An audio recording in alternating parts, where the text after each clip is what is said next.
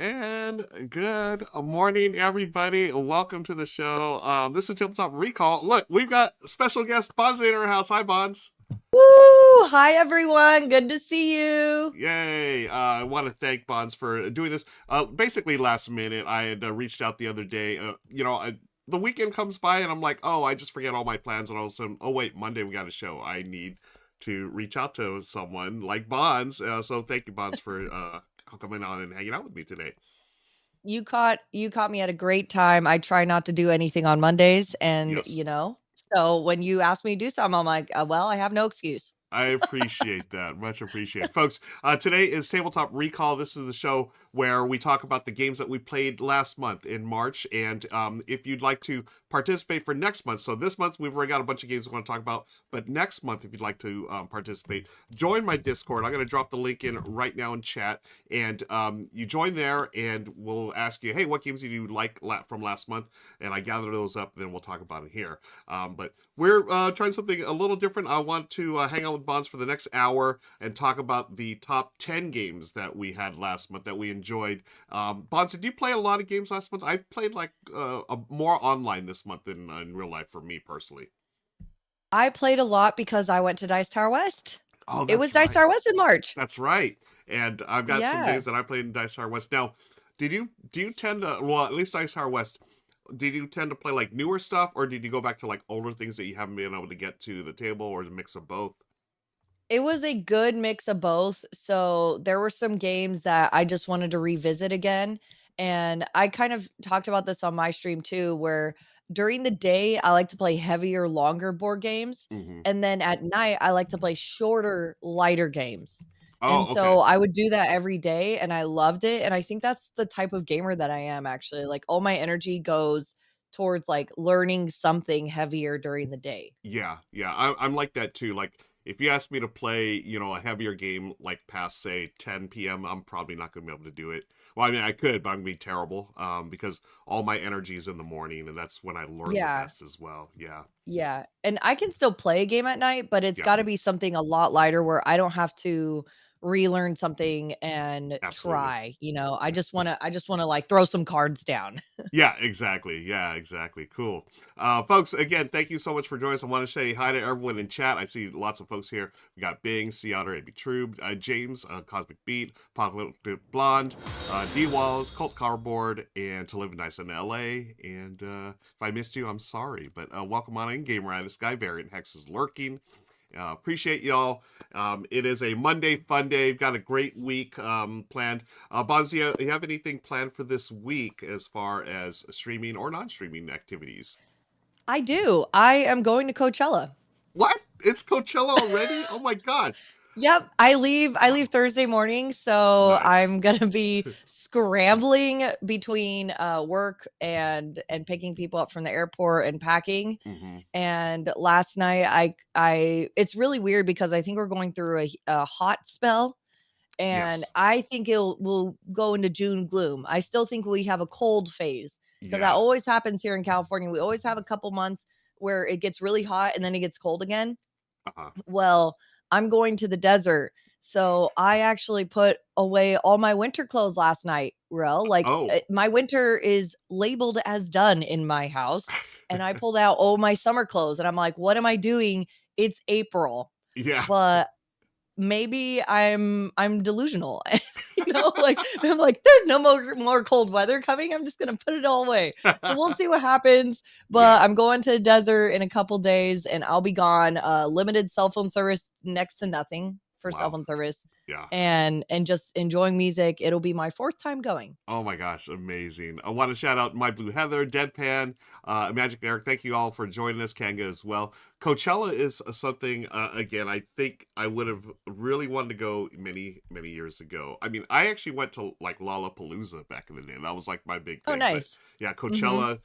I enjoyed Coachella last year from the comfort of my couch. Michelle and I, we got to see No Doubt on YouTube, which was perfect for us.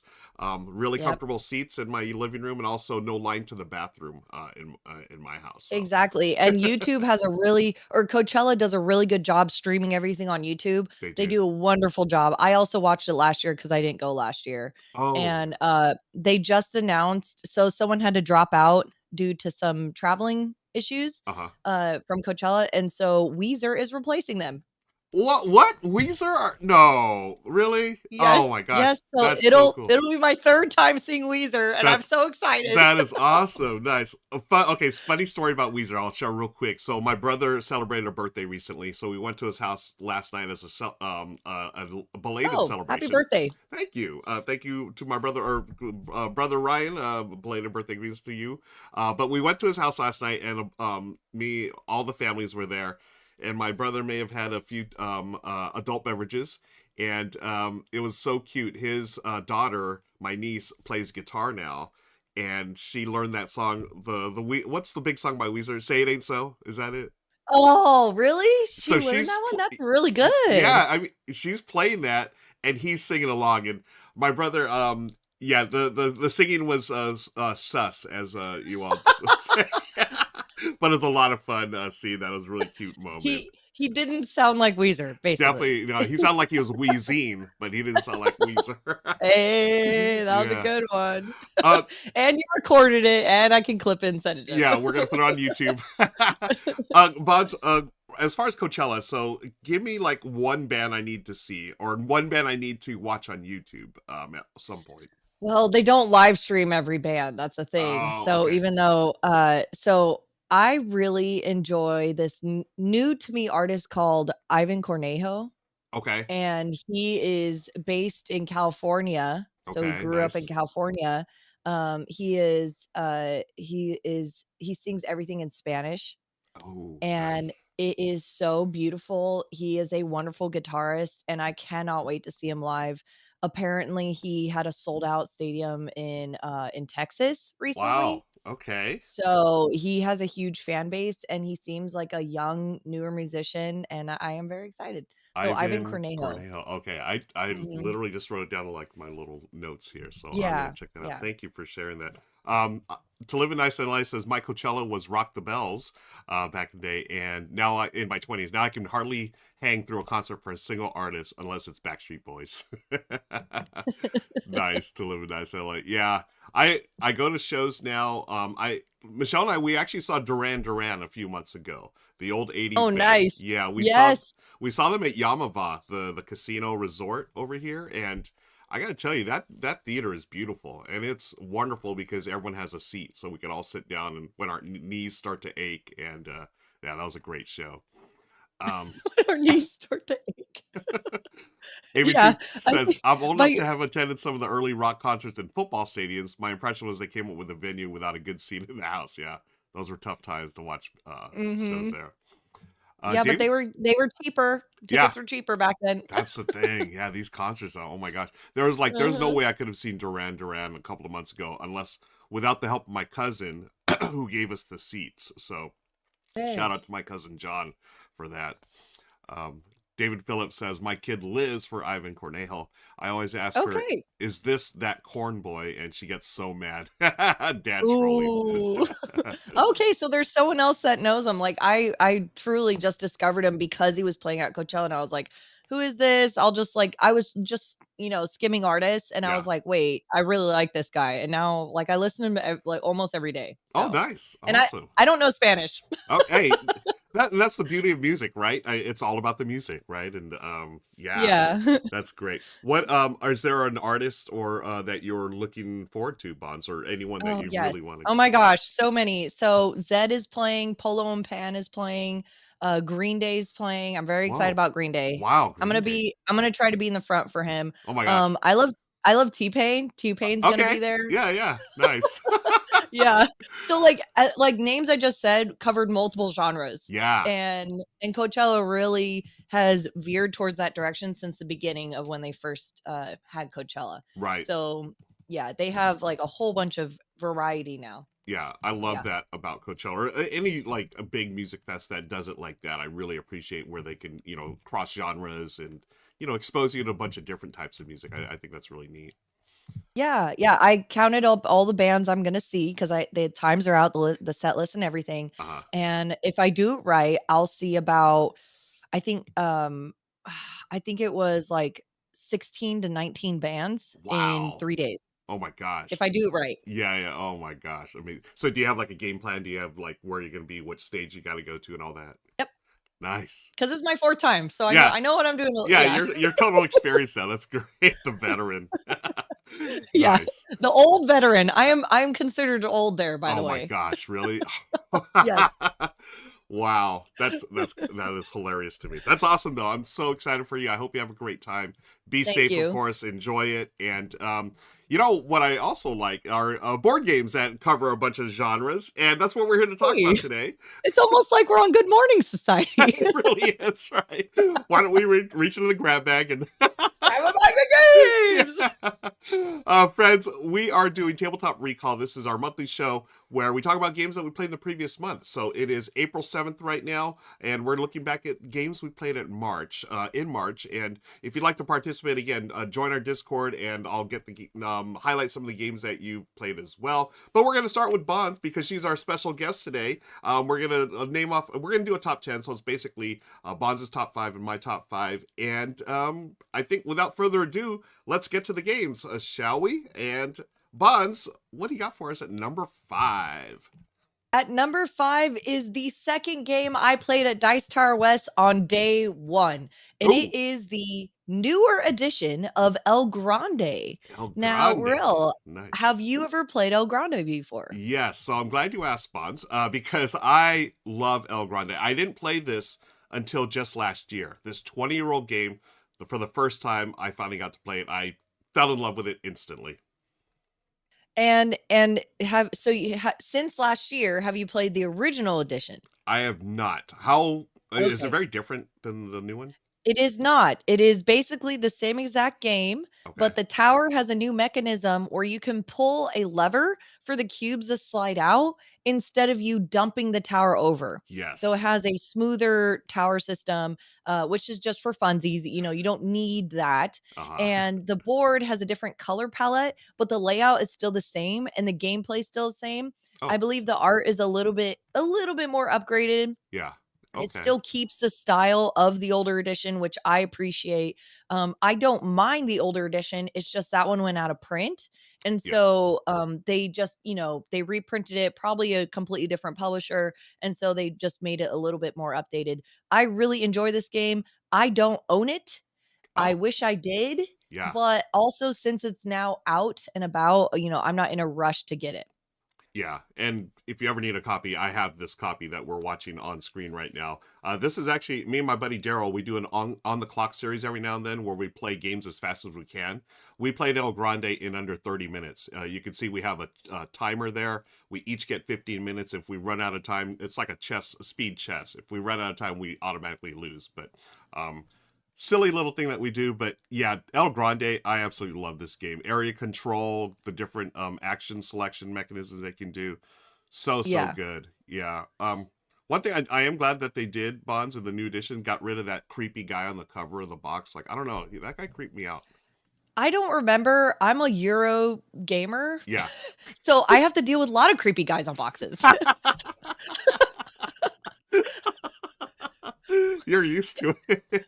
I'm used to this. I don't even remember that one. Oh my gosh. Yeah, it was, I don't know, just yeah, I think one of many creepy guys in the Euros. So Okay, okay. yeah. So how was your game at Oh, Dice Tower West? How'd it go? so we played at max player count, which is 5, I believe, Oh, nice. and it was a lot of fun. Someone just blew everyone else out of the water, and I don't even know if I got last. I can't remember, but it's like you're learning how mechanics work with this type of game Yeah. because it's so simple. There's hardly any rules, but you have to understand how to do well, that if you don't do well, you're not going to win Yep. Yeah. and you're not going to do well. It has some, there is territory. I don't like quote territorial games. Yeah. This one has a different type of feel to it because you're literally just playing a card and placing meeples. And Yep. then you draft a card and you play a card and you place some meeples. And whoever has the most powerful number gets to go first. Hmm. And they can kind of swing the game based on what moves they make. And you also have these little I if I remember correctly, I think they're donkeys, Yes. and they can do certain things for you, but you only have one. And you also have a place where next to it is the only place you can place meeples. Do you remember what it's called? Oh, shoot. It's like a tower or something. Like there's something that you The put on the board that yes. claims, okay, you can only place meeples around here. Yeah. So The just king. because there's the king, okay, Yep. just because there's an entire map out there doesn't mean you are lost and you don't know what you're doing. Yep. No, you have a rule set. If there's a king on one piece of land, you can only surround the king. You can't even place your meeples where the king is. Right.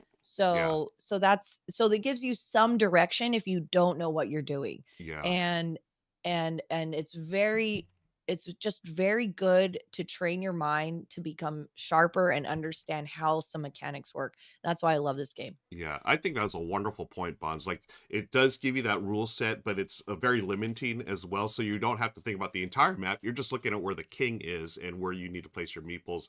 And I Yes. really like the action selection every round. So you have to pick one of the cards, right? It's not like you have 1,000 actions. No, the cards show you exactly where you're going to do this this turn or this round with your opponents. And Yeah, like an experienced player will always beat a newbie, right? But as you learn the game, you definitely get better the more you play this game. Mhm. Yeah. And So, I've played about 3 times. That was my first time playing the new edition, uh-huh. and I am still, I just don't do well, but it's I still really enjoy it. It's Yeah, not always about winning when it comes to some board games, so. exactly. Yeah, if it Notice I was said some board games.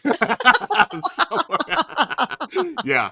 And that's I think a mark of a great game. Like even if you don't win, you're still enjoying it. It's not like, oh, that sucked or whatever. No, it's a Mhm. really good experience. And for an area control game or like a territorial game, I feel like it doesn't feel as mean as some other ones, right? Because like you said, you're just placing No. meeples where they tell you it's not like, oh, I'm gonna go attack this person.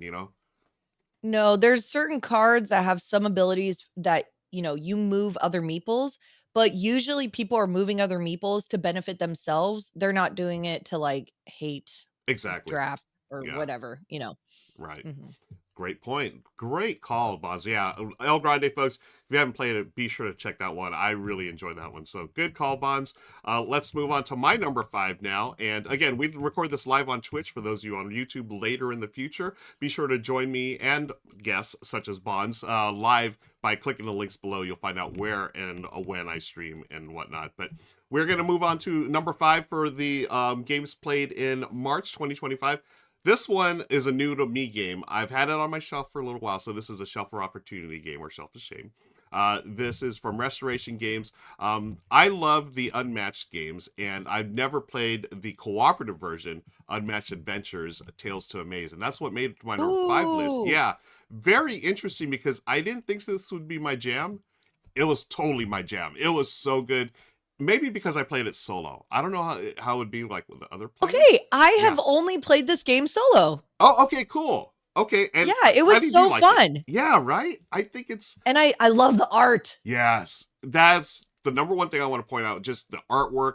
It's unmatched, folks. So it's always going to be quality artwork, quality components, and it's still unmatched. You have a couple of characters, and you're moving, and then you're fighting, and you're hoping to be the last one standing. But in this version, you have like a big boss monster basically, and their minions, and you try to travel around the board doing the same things. And they do have a couple of different twists here, like the ongoing track at the top there that's going to level up the characters and so forth. But besides that, it's still the great Unmatched. If you've enjoyed the game in the past as a competitive game, I highly recommend giving this cooperative version a shot. Just like Bonds and I said, try it solo. You don't have to, if you don't cooperate well, that's fine. Play by yourself and see if you can beat beat the monster, right? I think it's a wonderful game. It really, right off the bat, I was like, yeah, this is my jam. And that's our number 5, Unmatched Adventures, Tales to Amaze. One thing, real, I Yeah. know, have you played other Unmatched, often?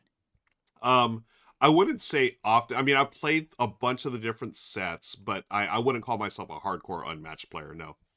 Okay, because I got rid of I used to have all speaking of other two-player games, I used to have all Dice Throne, Oh, and I tried getting all Unmatched, and then I realized I have a bunch of boxes, and I'm investing a lot of money in both of these games, and yeah. I'm not playing them ever. So, Yeah. what I did is I kept 1 Unmatched box.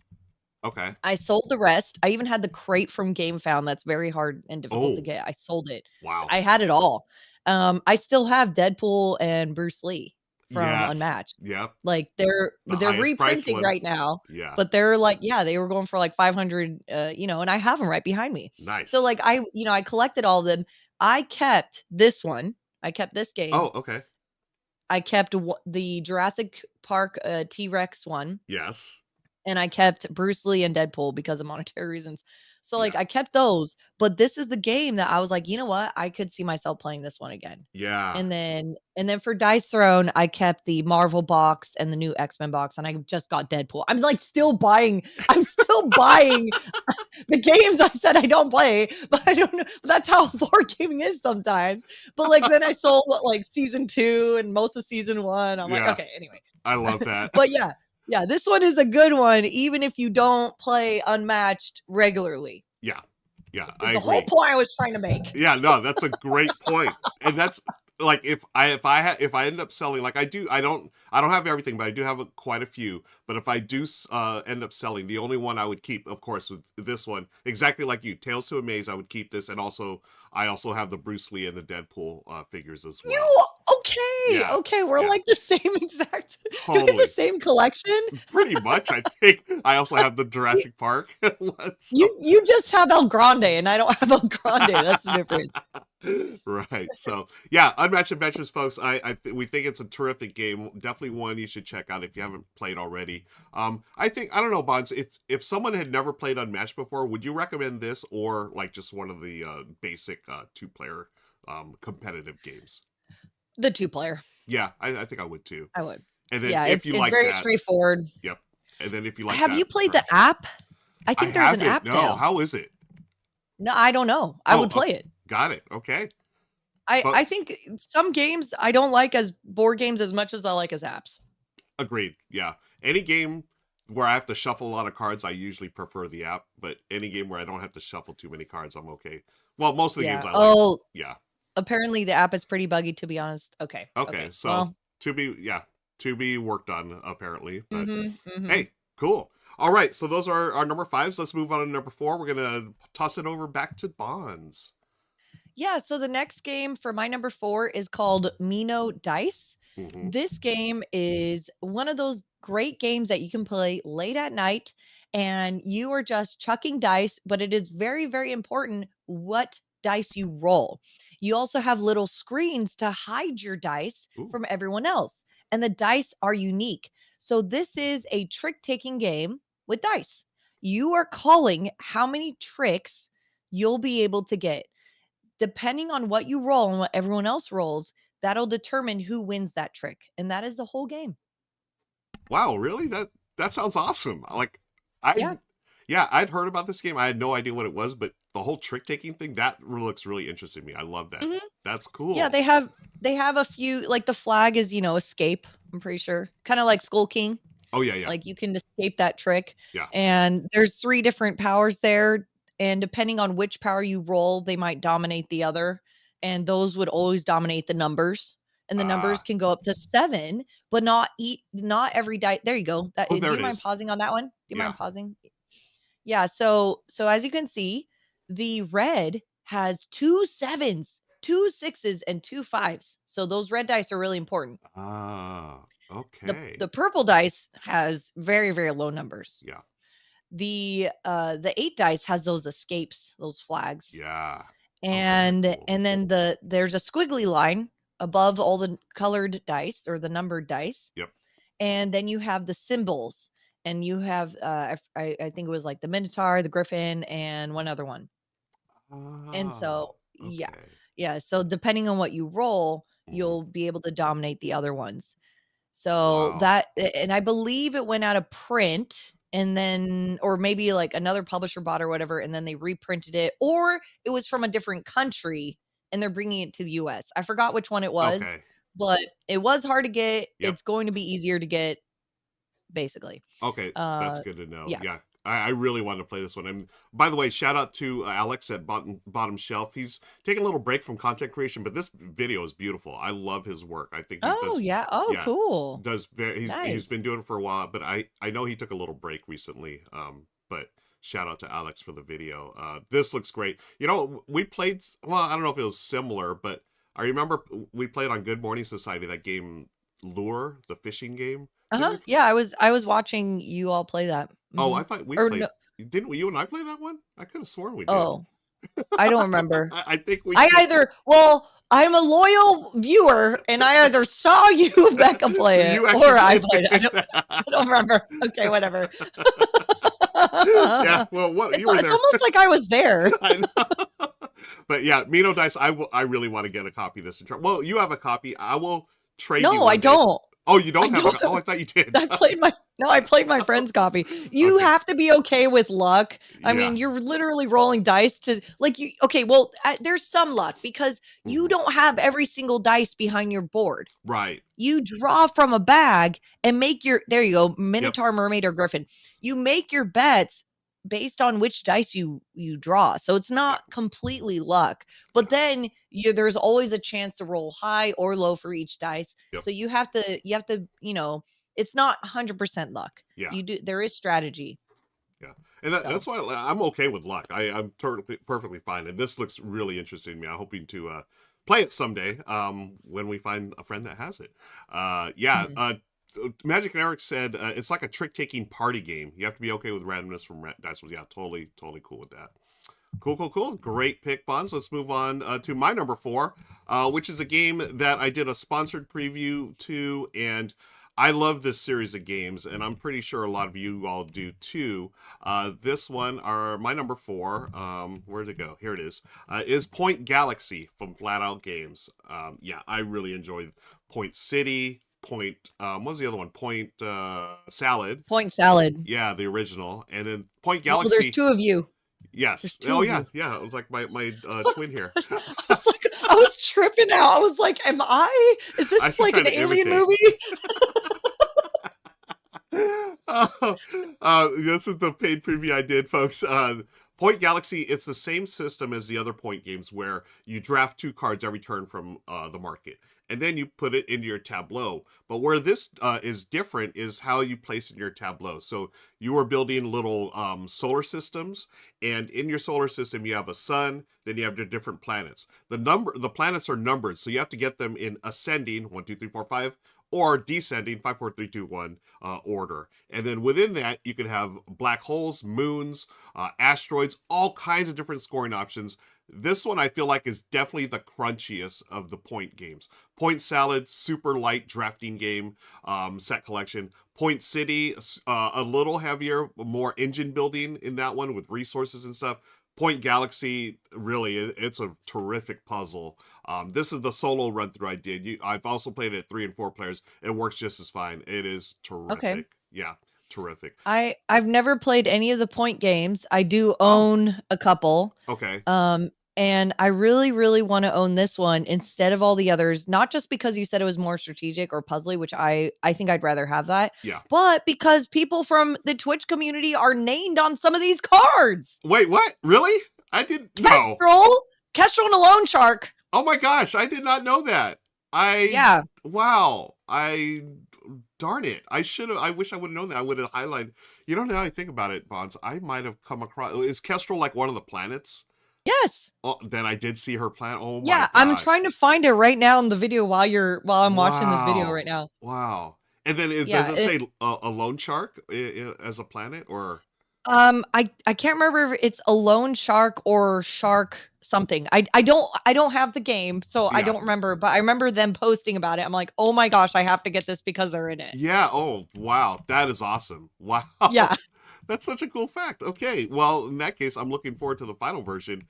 This was obviously a prototype, but it was really close to the final version. But excellent game. Bonds, I highly recommend playing all 3 of them. Honestly, I like them all. As Point Salad, one of the best Okay. like intro games you can play with new gamers. Point City, I think it's a light engine builder, which is terrific. But Point Galaxy, I just knowing you will definitely love Point Galaxy the best. Okay, good. That's Yeah, awesome. cool. All right, that's number 4. Let's move on to our top 3 now, folks. We're getting closer to the top here. And number 3 with Bonds. So my number 3 that I played in March is Galactic Cruise. Ooh, Ooh, this nice. this game, I backed the dollar entry level to see if I should back it, like, later, Uh huh. and All Play keeps on emailing me being like, "Complete your purchase," or whatever, and I'm like, "But I want the deluxe edition, and it's like $200, Oh my and gosh. I don't want the base edition." Yeah, it's really expensive if you buy the Yeah. deluxe, and I want the playmat and everything. So I have not completed my pledge Mm. manager for this game. I am bad. I am bad. I'm sorry, Kickstarter, board game, everyone. I'm sorry. Okay, confession. I don't know what to do. It's just sitting in my all play inbox. Anyway, okay. Got that over with. I don't know Okay. what I'm gonna do. I love this game. It's so hard. I sucked at it, but it was my first playthrough, Mm. and Apocalyptic Blonde and their crew taught me this game.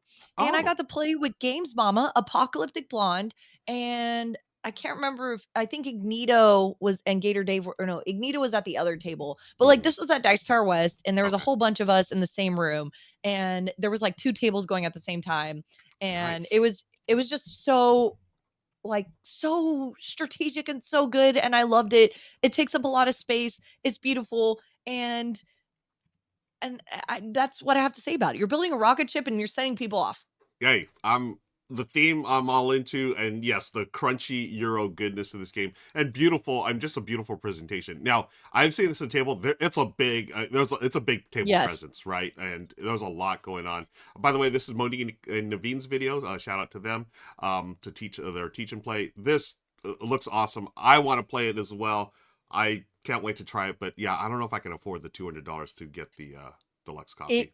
also the box is kinda big, but I was Mhm. looking at the deluxe edition. I don't know the non-deluxe. Yeah. Now, Imagine Eric made a great comment. "I'd like to try Galactic Cruise, but the required table space, heaviness, and game length all scare me." What I recommend is when if you ever can get taught this game at a board game store with someone else's copy or at a convention or anything like that, that's what I did. Hmm. Apocalyptic Blonde, their group taught me this game. I Oh, don't own this nice. game. I wouldn't be able to reteach it.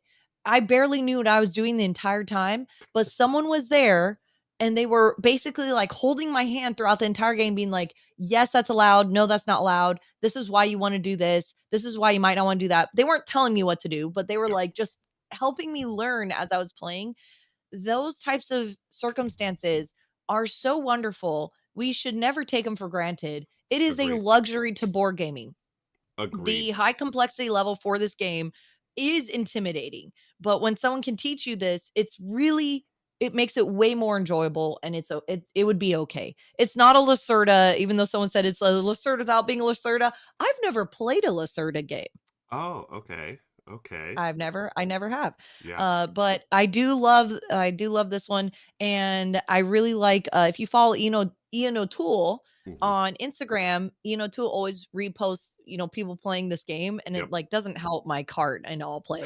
I'm still not gonna buy it, though. I don't know. I really wanna buy it, but I don't know. Yeah. Yeah, I've heard the same thing. People talking about it's very Lacerda like in game in heaviness and whatnot. And you made another great point, Bonds, as far as having someone that'll teach you these heavy games. It really is truly a luxury, and it's very well. I don't know. It just speaks well of the board game community that people are willing to take the time and teach you this a game like this. I had a similar experience last year at the World Series of Board Gaming. I was playing for the first time a Lacerda game called Vinos, which I've always wanted to play. And thankfully, Casey, Brain in a Jar, was there. She loves Lacerdas. So she taught me, Benita, and Jake from the Good Time Society. The teach was like almost an hour by itself. It was a long teach, but she was awesome because she knew that game inside and out. So whenever anyone else had a question, she was able to answer it, or at least knew where to look it up in the rule book. And I had the best experience. Again, I lost, but I had a wonderful experience with that game. It Oh, was yeah. gigantic. It It was enormous, but it was wonderful. one of those that's one of those circumstances, where, like, winning is not the priority. No, no, not at It is all. learning the game and Yeah, comprehending what you're doing for the exactly. next couple hours, like, Yep. if you can do that, that is a win right there. Exactly. Exactly. Great choice, Bonds. Yeah, I'm looking forward to checking out Galactic Cruise at some point and hopefully have someone teach that to me. Okay, let's move on to my number three, which is on the opposite end of Galactic Cruise. So this is a super light game, but it has a little bit of crunchiness to it too, called Good Puppers 2. I love this game. This is so cute. Of course, I'm going to highlight a game with a pug on it, folks. Come on, you all know me. Love my pugs. Hey, there's my twin right next to me right there. Good Puppers 2 is a hand management game and set collection, but it does something really clever in that the cards, you have an immediate an action that you can take, but then as you play more into your tableau, so if I had one pug and I played another pug, now that counts as two pugs, and that's going to give my pug action a little more juice to it, a little more power. And every single breed has that, and you're going to set yourself up towards the end game where you can start burying more bones, which is the victory points in this game. And as you go through it, you see all the different dogs, and you try to work the dogs hopefully in the right order or the right combinations where you can score the most points. I did a solo version of this one. This is like a puzzle mode. There's another one. I think Bonds, did you do the other solo mode for this game? I did both versions multiple times. Nice, nice. Yeah. So there you go, folks. We're both dog lovers. I love this game. I thought it was really clever. Again, for such it seems like a simple game, but there's a lot more to it than you think, and that's good puppers too. Mhm. And they, Chris from Osmotic Games Mhm. designed it, and then there were 2 different artists, and they did a wonderful job. Yes. They had a recent Kickstarter, and they were I don't know if the Kickstarter is still going, Hmm. but they did have a recent Kickstarter, and they did a wonderful job. Yeah. So, yeah, I mean, I've played a multiplayer too. I played it at 3 player, and Yep. then I played both versions solo mode, and both are good. Yeah. I played it with Liesel, actually, from the Oh, cool. community. Yeah. Mhm, mhm. Michelle and I, we played this recently at a party, and we brought it, and of course, everyone just sees dogs and just go goo goo gaga, and it was fun. But again, it's more than you think it is, folks. So give it a shot. That is Good Puppers 2 from Osmotic Games. I'm gonna come back over here, and we got a couple more games to talk about. These are our top two, and I'm gonna throw it back over to Bonds for her second game on the list here, or the number two game on the list for her. My number 2 game for March is Nova Era. Ooh. I love this game. I feel like this game needs more advertising Hmm. because I feel like people don't know about it. This game is new. It Yeah. just came out. And have you played this one? No, I Real. haven't, and I've only heard about it, and it's Okay. because of this video right here. This is Rado's video. That's the only place I saw it before it S released. so I'm supposed to make a video about it, but I Oh, just haven't yet. okay, fair enough. But I brought it to Dice Tower West and showed people the game, and I Okay, played it at Dice Tower West, so I feel like I did some part in helping this totally. game. This game reminds me of a little bit of Seven Wonders. Oh, seven. Okay, okay, cool. Yeah, it's like Seven Wonders, but its own version, and you have dice, and Hmm. those dice allow you to do different things, and depending on what color and what number, you also don't want to start a riot, so you have Okay, that track there that they're pointing at, and nice. you also have those cards on the right where you can draft starting from the bottom up for each column, and those cards allow you to do different things. Wow, it's almost like I've never seen this video before, and I'm explaining it as he's pointing to It's each perfect thing that. timing. Yeah. Yeah. So the cards, depending on what color or symbol they have, will go in their own slots on your board, and those slots do different things, almost like Seven Wonders. And there's Nice. 3 different eras, and then Okay. each era you can upgrade your cards. And if you have a symbol from the previous era, you don't need you can easily add it to your tableau. You don't need to pay for it because you had the previous era's thing. And so Mm, you also have cards in your hand, and you can play cards from your hand. And there's also tracks there, the colored columns in the mhm. middle. If they reach the bottom, that's bad. So you don't want those little circles to reach the bottom of each column because that means something like a disaster happened. Oh, okay. And resources allow you to do more and more things, and they also allow you to gain rewards. There's people above those 3 circled discs. So there's people above there that Mhm. are like special to that era who can help you and give you more victory points. And the Oh, victory point track is right in front of in the middle on the bottom. That numbered nice. thing, that's a victory point track. Okay. So yeah, you had me at like it's similar to Seven Wonders. Now I love Somewhere. I should back that up. I love Seven Wonders Duel and also Lord of the Rings. Of the Quest or Duel for Middle Earth. I love those games. And this, yeah, it looks like Seven Wonders to me, where you are building up, a tableau of cards, and you're going, trying to score points in different eras. But Mhm. obviously, according to you, well, I mean, I get the sense, Bonds, you like this a lot better than Seven Wonders. I do. It is more strategic for me, Yeah, and it feels more of like a board game rather than like a card game. yeah, I feel like Seven Wonders is more of like a tableau card game. This one yeah, has other components to it. I love using things with dice, and yes. this one relies on dice for your actions every single turn. And I would not compare it to Seven Wonders Duel though. It's not anything Okay. like the Duel games. Yeah. Got it. Okay, cool. Nice. Yeah, definitely a game I want to check out. My number two is a game that is on Kickstarter. I think they just closed the campaign. I did a paid preview of this. I really enjoyed this one. The theme, number one, got me. It is my number two, Pirates of the High Teas. I mean, Ooh. any kind of food or drink game, you're going to get me right there. But then when you throw in pirates and do this really cool action selection mechanism, and this is the preview I did for the solo game. I played this at 1, 2, and 3. I think I played. I think I played all player counts, but it works well. Wow. It's yeah. It's this is one of the games I brought to Dice Tower West. Taught it a couple of times, played it a couple of times, and we all had a great had positive feedback. Everyone really enjoyed this. You just send your little pirate meeple out to the ship to one of the action spots. Then in turn order, you're going to take the actions, which is gathering resources for your meals, gathering teas that match those meals, and then finally, hopefully, serving the captain a meal that matches the tea for the most points possible. The key here are the little gears or tokens, such as the parrot, the cannon, and I forget the other one.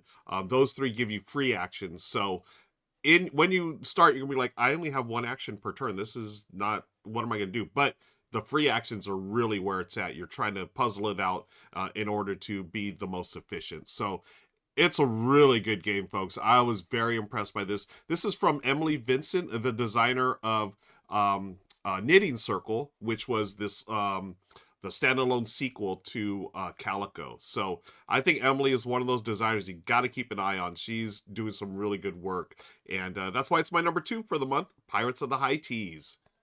Oh, I was gonna say too, the desserts are very, very important in this game. Yes, They're from different cultures all around the world. yes, And she did extensive research and the art is accurate and they did a wonderful job. So even if you're not necessarily a tea person, go to this game for the desserts. yeah. I mean, you're going to learn about desserts from all around the world. Yeah, I love that. That's a great point. Now, Bonzi, did you do a video for this? I forget if you did or a live stream. I played this game with Panda and Mhm. Cribbage and Moore was there actually, and Cribbage and Moore slaughtered us. Nice. Yeah, Good job, Cribbage and Moore. shout out to John. Yeah.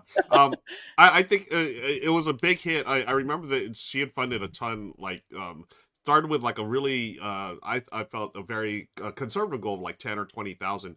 They're at almost at 200,000 last I checked. So shout out to Wow, Emily. Yeah. really? Congrats. It was amazing. Wow. Yeah. Courage Yeah. More in chat right now. Yeah. Fun game for sure. So that's my number two for the month, Pirates of the High Teas. We've got one more game each, folks, and then we're going to let Bonds go and we're going to talk about, then I'll hang out with you all and talk about the games you played. Also, we're going to do a giveaway for a digital game, so stick around for that. We'll do a duck race and see who wins a copy of a digital game on Steam. All right, Bonds, what do you got for our number one, for your number one for the month? My number 1 for March is Super Boss Monster. Yeah, nice. I love this game. Spoiler This alert. game is I've played this game on TTS a long time ago at 3 player, and then I played the physical copy solo mode multiple times, and I really enjoy the solo mode for this game. Not Oh. only is it visually beautiful, but it feels good to do well in this game. And I like solo games where you strive to do well and it rewards you well. Yeah. And every move is important, but it's also, it gives you some leeway. You know, if you make a wrong move, you're not going to lose the entire game. So I like that it's a little bit forgiving, but Mhm. it's also such a fun theme and when you win, it feels good. Yeah, I I haven't played the solo version of this game, and I'm glad you brought that up because I really wanted to play that. Because so this is the video we did for Good Time Society with one of the designers over there, Brother Wise Games. Beck and I played with Chris there, and I remember playing it. And I really liked this. I liked it better than the original Boss Monster just because there's a couple of added features there. But as far as the solo, how did it take? Was it like way short, Bonds? I feel like this game was probably about 30, 40 minutes solo. Is that right? Yeah, yeah, Okay. I was able to play, let's see, I played 3 or 4 times. So when I play the solo games, it's always during a stream. My streams are 4 hours. I I talked beforehand, I just blabbed. Yeah. Then I relearned the game because I hadn't played in, like, a year, Yeah. And then I had to learn the solo version, and I did it on stream, and I was still able to play 3 to 4 games. Wow. So Okay. at the very end, I call him Blitz. I'm just like, Yeah. I need to win, and then I'll just like go through the game super quickly by myself, and Yeah. it's a lot of fun. Nice. Brotherwise Games does a really good job at making solo versions of their games that I like. Yes. So another one is Adulthood, which I played Yes. this month in April, and I just played the solo mode. I learned it at 2 player, and I've played it at 2 player with Liesel.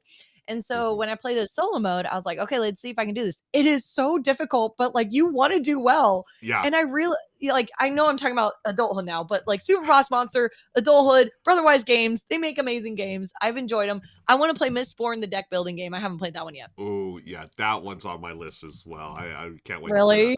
Yeah, but you're right Yeah. about adulthood. Adulthood was fantastic solo as well. I really enjoyed that game. Oh, you played it solo? Yeah, I Did you did a win? stream. I did a stream adulthood, and I don't remember what my score was. Yeah. Well, I won the first time, and then I was like, "I'm gonna play it again." I lost. I played it again. I lost. I played Oh. it again. I lost. I was like, "I can't win anymore." And I Yeah. found out, like, I'm wondering if it depends on which character you are or something. I'm like, am I Yeah. dating the wrong person? And I start questioning all my life choices, Yeah. like in real life. Yeah. I know you're right though. I feel like whatever characters you interact with in that game definitely plays it definitely either helps you win or lose that game, for sure. But yeah, great call. Super Boss Monster, love it. Also, I mean, Brotherwise in general, I love their games. And again, they're based here in Southern California, so shout out to Chris and Johnny over there. Great call, Bonds. We got one more game to talk about, folks. This is my number one. This is something I'm sort of putting on here hesitantly because it's a game I didn't think I'd be into, but I loved it. It's called Star Wars Unlimited. This is the TCG, and why I'm hesitant, Bonds. I don't want to go down this rabbit hole. I do not want to get into a TCG because I know it's just gonna eat holes in my bank account and my wallet. Yeah, Bonds got the perfect look for it. Um, I'm scared. Oh, Bonds is gonna do something, folks. Star Wars Unlimited TCG. It's Star Wars, the card game. You're battling. You've got ground forces. You got spaceships. I love it because it was, oh my gosh, look at this. Yeah, let's go over here. Look at Bonds, folks. Is that all Star Wars stuff? Oh my goodness. Not all of them, but a lot of them. Okay, there it is. And I have another one over there, Phil, and I have a whole drawer. I have a whole drawer. Oh my gosh. I love I have it. a whole drawer right here. She's got yeah. And I have more. I just don't want to pull them out because this is Rell's game. So obviously someone else enjoys this game too, folks, and I fell in love with it. I mean, yeah, I can already see my bank account in pain, much pain over the next couple of months here. Yeah, James Games, yeah, enthusiasm. I mean, enthusiasm is the perfect word to when you describe Bonds, and that type of enthusiasm I had immediately. I played over there at Critical Hit Games, Corona, California, local game store with Chris, the owner. He's a big fan. He's a bigger fan than I am. He actually named his son Anakin. That's how big of a Star Wars fan Chris is. Wait, who? Chris, the owner of Critical Hit Games, his son's name is Anakin. I love that. So he taught me, Chris taught me Star Wars Unlimited. I was like, dang it, now I'm going to have to come down to the store every day to get packs. And oh my gosh, it was really Anakin good. is a really cool name. Yeah, isn't that great? You can call your kid Annie or Anakin. I love that. So, Bonds, you've obviously played Star Wars Unlimited. Tell me about your experience, because I fell in love with this game immediately. I never played a TCG in my life. Never Mm-hmm. played Magic the Gathering, nothing. Yeah. I went to Dice Tower West a couple years ago and Star Wars Unlimited came out. And I remember seeing it at TwitchCon. And I remember getting my card signed, actually. And I opened up at Dice Tower West, I opened up my first pack at a Star Wars Unlimited event, Games While I was sitting across from me. Mm-hmm. And I pulled out a showcase.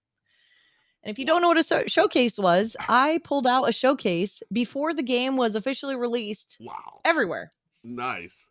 And so I remember pulling out the card and be like, "Oh, this one looks cool. What's this?" And the entire room was silent for a split second, and then the entire room erupted in sound. Nice. And the guy next to me, he was so nice. He was shaking.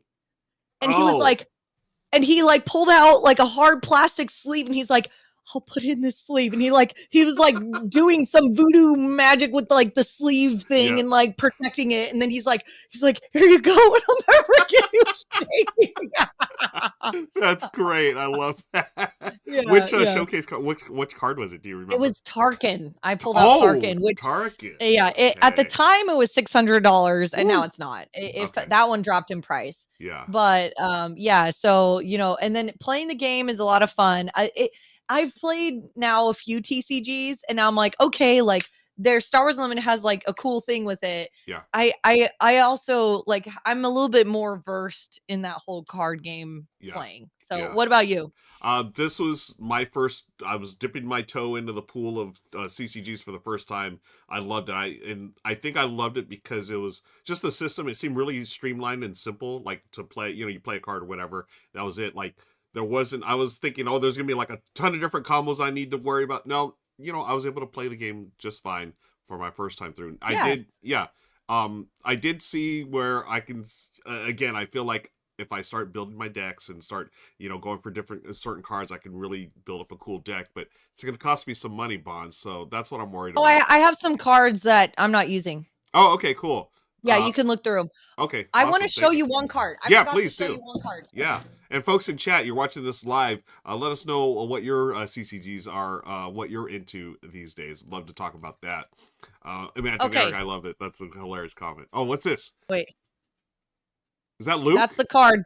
That's the card Nice. I got signed at TwitchCon before the game came out the year before. Wow, very cool. So this is one of the designers. I think there's like a couple of designers. Yeah, yeah. Oh, cool. And he got it on Luke Mhm. Skywalker. That's brilliant. I love it. Yeah, yeah. He was just giving them away at before the game got popular. That's really cool. I love it. So Nice. yeah, it's like something special I have from that game. Awesome.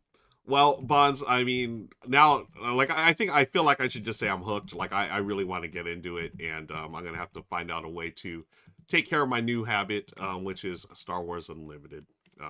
Wow, for me. But, anyways, folks, you've been watching Tabletop Recall. These are the games that we played in March 2025. I want to thank Bonds again for joining me today. Really appreciate your time, Bonds. Before I let you go, again, we're just over an hour right now. Please let people know, if they don't know already, where they can find you all over the interwebs. Oh, me? Yeah. Banzainator. All There it over is, the folks. interwebs. Banzainator, like the Terminator, but Banzainator. Boom. Just like that. You have any things you want to promote, shows coming up or anything before I let you go? I have a 5-year Twitch anniversary coming up. Nice. April 23, which is a Wednesday. I think that's April 23. Yes. And it'll be like a 12-hour stream. I'm starting in the morning and I'm going till at night. And there'll be a ton of giveaways from board game publishers. So if you want to stop in and hang out, you're welcome to. Awesome. Thank you, Bonds. And folks, be sure, April 23rd, check out Bonds and, follow Bonds. She's amazing. And I do appreciate her, appreciate you coming on, my friend. And, folks, I'm going to take a quick break. We'll let Bonds go. I'm going to go, get something to drink, and then we're going to come back. We'll talk about the games that you all played, next month. Okay. All right. So see you in a few. Thanks, Bonds. Thank you.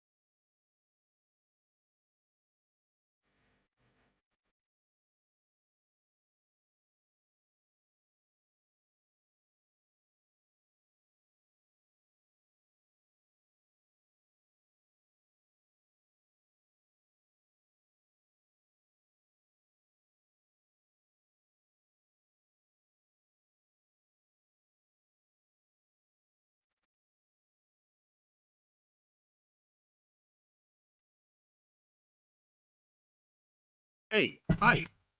I just pressed the wrong button. Let me see. Where's this?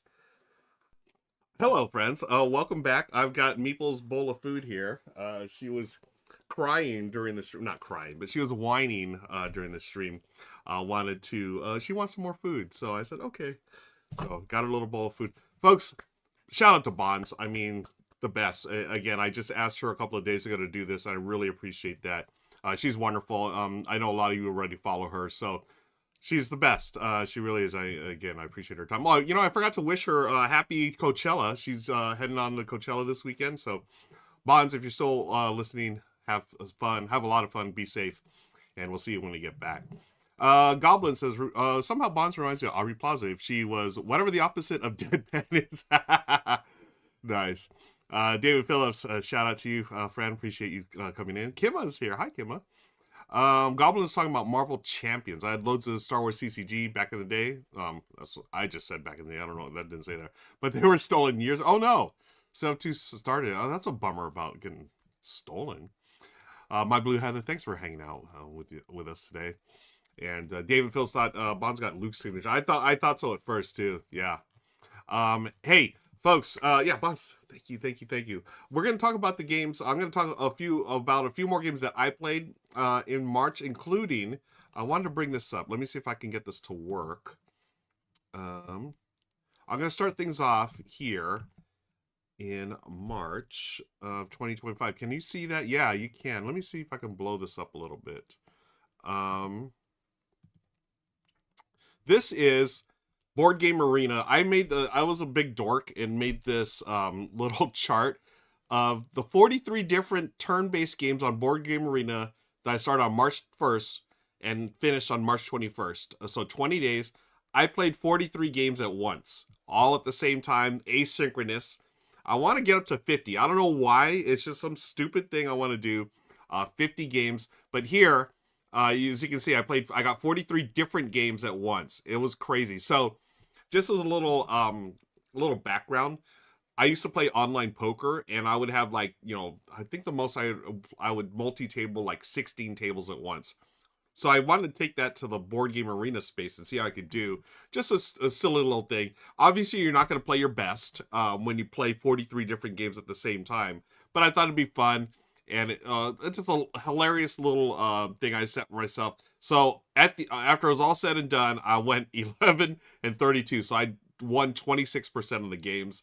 My first game, I played a backgammon. It was a win, right? That game didn't take long at all. So again, this is asynchronous on Board Game Arena, so it's like not real time. You can take your time playing games. But look at this. After that, Bag of Chips, lost. Railroad Inc., lost. Yahtzee, lost. Can't Stop, lost. Draftosaurus, lost. Splitter, lost. Castle Combo, lost. Actually, look how close this game. Lobby of Hobbies beat by me and Cosmic beat just by a few points. It was a close one. Why does this say 5? We didn't go travel back in time. This is 25. There it is. I don't know why I was putting 5s there. You'd think I know what year it was, folks. Wow. James says the most games I've ever had going on BG at once is 13. Yeah, I don't know why this is there a badge that you get when you play 50 games at once? I don't know. Maybe there's beyond this. There's a BGA achievement for open 100 games, but opening 100 games. Oh my gosh. Anyways, I want to see if I can get up to 50. I didn't, but look at all these losses. If you can manage taking L's, then this is the challenge for you. I thought it was hilarious. King Domino lost. I got crushed in that game. Cosmic beat dead last again. Splitto lost. Potion Explosion lost. Battle Artichokes, Shifting Stones, Lucky Numbers, losing those games. But look, I finally won a game. Patchwork. And then I go back to losing. A Seven Wonders Duel. This was a close game too. Yeah, Token Fan Forever. Lobby Hobbies, he really crushed it at Far Away. He was very impressive in the games I played with him. Sushi Go Party. Hey, I finally won one. Captain Flip. And look, back-to-back wins with Baron Park. 3 in a row with Hardback. But then back to the loss with Challengers. And then King of Tokyo I won. Targi I won. Middle Ages, My Shelfie, Azul Duel. I got smoked in Azul Duel by Arc Lightning. I realized that game, I need to play it in real life. Because I played another time on online Azul Duel. I need to see that game. I don't know. I need to feel the pieces in my hands and do it. It's just the way my brain works. Hey, Lure, I actually played this online. I forgot about that. So one that Bonds and I played on Good Morning Society, that she totally forgot she played with me. I think that's, you know what? Dang it. Now I got to look it up. did we play Lure Good Morning Society?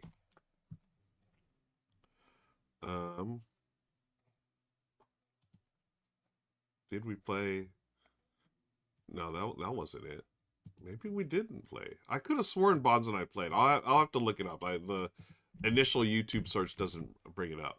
But anyways, Lure, Framework, I lost, or I won those. Okay, I had back-to-back wins there. And then On Tour, Carcassonne, Castles of Burgundy. Now this was a close game. The 217 for the winner, Seabass. Magic Eric 213, Arc Lightning 204. I didn't crack 200, 198, but I feel like that's pretty close. Welcome to Super Late Mega Lucky Box. Dead Last again took that one. Nar, Forest Shuffle, Pixies. That was a close one. Look at that. Arc Lightning and me, 2-point separation. Likewise, Stone Age, 2-point separation between me and Seabass. And then, oh man, I got destroyed at Lost Cities. That was just, Azul, I lost by 2 points to Denix again. Wingspan, Ticket to Ride, and finally Viticulture. This is funny. So Seabass and I actually tied on Viticulture, but they won on the tiebreaker. So that's what I played online, folks. That was a little wrap up of what I played on BGA. I will be starting another challenge, and if you want to join, please check out the Discord community there. Again, it's a family-friendly Discord, and you can join us there. That's where I'm going to post all the games. I'm going to try to get to 50 this month. Probably, maybe today I'll start a bunch of tables, but I like to try. I'm going to try to get it there. With your help, we're going to do it, folks. Okay. Moving right along, so that's what I played online. I'm going to move on to what else I played here. I'll just highlight a few from the games that I played. You got my top 5 with Bonds, of course. Star Wars Unlimited, number 1 this month. Pirates of the High Seas, Good Puppers 2, Point Galaxy, and Unmatched Adventures, Tales to Maze. The other games I played, Ticket to Ride. I played it online, and I also played it offline this month. Tasso Banana. Let me bring up Tasso Banana, because I think this one is the type of game you need to see rather than just me explaining it. Let's see, who's got a video? Oh, okay, Steph and Michael have it from All the Meeples. Let's bring them on board here. Tasso Banana, it's a a dexterity game. You have all these little wooden banana pieces. Let me just skip over here. So you're placing them. You have to place them on the board there. It's a really cool fold-out board, by the way. The box becomes your board. And you place the bananas as they are doing there. First one to place all the bananas wins. And the trick is, if you can place a banana that's on top of 2 other different bananas, you get to take another turn. So that's where you can speed it up a little bit. And I don't know if that was Stephanie, or that was Michael. No, yeah, there's Michael. Stephanie had just placed 2 there, so she can take another turn, right? And Michael goes, and again, super simple dexterity game, hilarious, fun. You cannot place them. I don't know if they're playing with there's a couple of banana leaves, cardboard ones that come, and you just place them randomly, and those you cannot touch as well. But really fun. Yeah, Kimma, it's perfect. There it is. That's bananas. That's all I'm going to say. That is Tassel Banana. Other games I played, let's see. Ticket to Ride, Tassel Banana. Unmatched Battle Legends Volume 1. So Raina and I played that one on Good Morning Society. The original Unmatched, the first one. And that's what actually sort of got me back in this kick. I'm sort of getting back into Unmatched. And especially with the cooperative Tales of Maze. So I'm fully back into it, folks. I want to do another stream soon with the solo game with different characters. Other games I played, Mojo. Why don't I bring that one up? Mojo, the card game. I played this with my friends at Dice Tower West, Todd and Christina. Let me bring up the game here. This is Kimberly from Tabletop Tolson. Explain Mojo. So as you can see here, it's a card shedding game. Also a ladder climbing game where you're trying to play the higher numbers. But the twist here is you can play higher or lower than the number that's on there. If you play higher, you take a card into your hand. If you play lower, then your turn is over. But if you play a card that's the exact same, you get to go again. So you're trying to match the cards that go again, but also once you get to 3 cards, like Kimberly's done here, you're going to turn over your cards. Oh, that was the other deck. Anyways, you're going to turn over the card, your 3 cards, and then you're going to go one at a time until everyone's taking their turns. So you're revealing them, and it's a clever little game. I was really surprised. Like, I'd had this for a while on my shelf of opportunity, but I just never had a chance to play it until Christina and Todd played with me. Todd taught it, and it's a cool little shedding game. Quick and easy, but nice little twist there with the mojo, because you're trying to get to someone to score 50 points. So whatever's left in your hand, you're going to score. But here's the thing. Just like in No Thanks, numbers, or similar No Thanks, if you have similar numbers, you don't count them all. So if I had 3 8s in my hand and say a 4, I would score just the 1 8 and then a 4, so for 12 points. Whoever gets to 50 first is the loser. So 50 triggers the end game. Whoever has the lowest at that point wins. So neat little twist on the card game genre, the ladder climbing / card shedding genre. David Phillips says, Volume 2 is my favorite set. Super stoked for Volume 3. Yeah, Volume 2, I forget what's talking about Unmatched. Who's in Volume 2? I really like I just got the Daredevil one, and also there's one with Spider-Man, and I think, I forget the other. I got a couple of Marvel ones that are sitting there. I need to unbox them soon.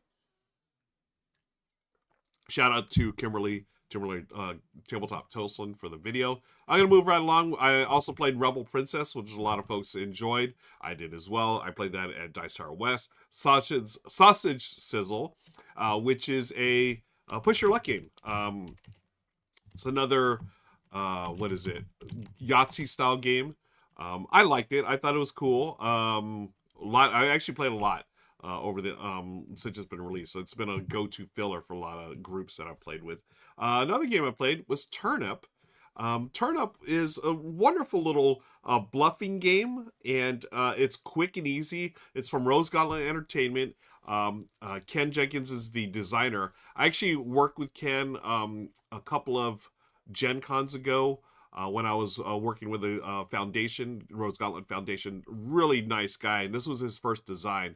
So super excited to see Ken get his first design in. And yeah, you're just drawing cards, turnip card, and then at some point you're going to declare a harvest, and you'll score those. You're trying to score the most points, but the fun thing about this, when you play your cards, you play them face down, or you can play one face up, face down, and you declare how many turnips you've played. Now, it's either you're telling the truth or you're lying, one or the other, and the players, they could call you out on it. If they get you, then they get a point. If they don't get you, then you get an extra point. Really cool bluffing game. Bluffing games aren't really my jam, but Turnip, it's just such a cute theme. You're planting turnips, taking to the market, and the gameplay is super straightforward, and I really liked it with the fun little bluffing elements. So, again, bluffing games aren't always my jam, but I really did enjoy Turnip. Shout out to Corthane. I saw you here. Thank you for joining. Daryl with 1 hours here. Thank you. Good to see y'all. Corthane says, been building some of the fan decks from Unmatched. Nice, been fun. David, oh yeah. So Volume 2 is a good one. Bloody Mary, Achilles, yeah. Good. Oh man, my buddy Daryl, not Daryl with 1 hour, but well, actually, this Daryl also has 1 hour, but you may have seen him here on the show every now and then. Daryl and I played. He played Bloody Mary, and I think I played Little Red Riding Hood, and that was a good matchup. That was fun. Okay, other games I played, just going down the list here. Talked about Turnip, Penguin Party, Reiner Knizia game, Rolling Realms Redux. That was the Roll and Ride from Stonemeyer. Tiny Towns, haven't played that while. Did a playthrough for Critical Hit Games. One that was new to me that I hadn't played was Biblios Quill and Parchment. And I always think about I talk about Biblios. I always think of the Board Game Barrage crew, Mark over there. Always talking about Biblios. This is the roll and write version of Biblios, and I liked it. I have mixed feelings as far as I don't know if this really captures the feeling of Biblios, but I think on its own, it's a solid little roll and write. I think as far as market manipulation, trying to bump up the different values of the different items, I think that really captures some of Biblios. But there's so much more here, and that's what really surprised me about it. I liked it. It's got a little spatial element. We're trying to walk around different places to score. excuse me, you have the set collection element, and then you have the market element there. So you see the dice up there where the number 1 through 6, you're bumping those up or down depending on what you want to manipulate. There's also that crosser, that's an additional, I think, action space. So yeah, it's actually more than Biblios. I don't, it's different. I feel like it could be, I feel like they should have like themed this differently, because Biblios really solid, sort of like for sale, but with set collection in it. So yeah, Biblios by the other board game doctor, Dr. Steve Finn. Kim asks, aren't they reprinting Biblios? I don't know. I hope they are. Biblios is a terrific game. Yeah, Darwin Lennar, yeah. So Quill and Parchment, again, I feel like it's not, it doesn't capture Biblios, but I feel like it has, by it on its own merits, it's a solid little roll and write. And it's really it's quick, which I liked. A little more, I don't know, maybe a few more rules than I thought there would be. I mean, not heavy by any means, but then the game, like, it really speeds along there. Really cool. So I would definitely give it a shot. James Games says, I have Quill and Parchment. I'd like to try it 3 or 4 players. Yeah, I played it. I played it 2 players for the first time recently. So yeah, Biblios, Quill and Parchment, folks. What else? Oh, here we go. Air, Land, and Sea. And this one was the Critters at War edition. So they did the cutesy version, right, of this game. Let me see. Where did I play it? I played it. Excuse me. Oh, played it with Becca at Good Morning Society. The last episode, the last show. No, 2 shows ago. 2 weeks ago, we played this. And this is a lane battler, which I didn't know that was a term, a lane battler. I always thought it was just like a 1v1. But yeah, we have the 3 different theaters of war, air, land, and sea. And we're just, from our hand, we play cards. And they're going to go to different theaters. And whoever has the majority control in that theater will get that theater. Whenever the round breaks, whoever has 2 of the theaters will win. The really cool thing about this game is you're going to concede at some point, and that's part of the strategy, is like when to concede, because if you go to the full battle, you're going to get the maximum number of points. But if you know you're going to lose early, if you see your cards just aren't aligned the way you want them to, go ahead and concede, because then you'll give your opponents fewer points, right? And then sometimes with that push your luck, like, oh, I want to get a lot of points, I'm going to try to go to the very end of this battle, and then your opponent has really good cards, so do they push their luck? So you keep going and going, and then at the end, when you're all out of cards, you're going to score the maximum number of points. And I think it's a race to 15. Anyways, Becca enjoyed this. I really enjoyed the original. This one plays just like the original. It's just a different theme. It's a cuter theme. Critters. If you have cute critters, of course they're going to be. I like it better. Then it was like the standard, like the original was like standard World War II type stuff. And, again, that's fine. Doesn't really appeal to me personally, but cute critters, they do appeal. So definitely give it a shot. I think it's a great 2-player game. Wonderful system. Again, sort of it falls in line with a lot of games I like, where they are simple to learn, but strategic depth is there. So yeah, Air, Land, and Sea, the Critters at War Edition. Check that out. I've got to highlight this game. This one, Michelle and I played. Let me see. We played this one at a party recently. Brought it over there, and sometimes there's gaming parties where it's just like there's a ton of people going on, a ton of things going on, and you get there a little late, and there's not always a seat available. So I always try to bring like at least 1 2-player game just in case. So when Michelle and I are waiting to get to a table or whatever, then we have something to play. And in this case, we played Islet. Wonderful game. So pleasing to play this game. This is from Hollandspiel. This is Annabelle's video here. It's a roll and move game when you think about it, but it's got such a wonderful tactile sensation where it almost feels like you're knitting while pulling these shoelaces through this board. So you roll the dice, and whatever the number is, you move, or you try to go to the next space there, depending on the dice. So now this isn't actually the board. This is Annabelle doing something here. I don't know what she's doing. Maybe showing, she's maybe showing the production of this. Wow. Oh, putting it away. Got it. So let me stop it there. If I roll, say for instance, 5, Annabelle's got the pink shoelace right now, or the lace. I have to find an open spot five spots away. So 1, 2, 3, 4, 5. Oh, look, there's already a lace there. I cannot do that. So then maybe I go 5 up this way. 1, 2, 3, 4, 5. Okay, so then I would thread it through there.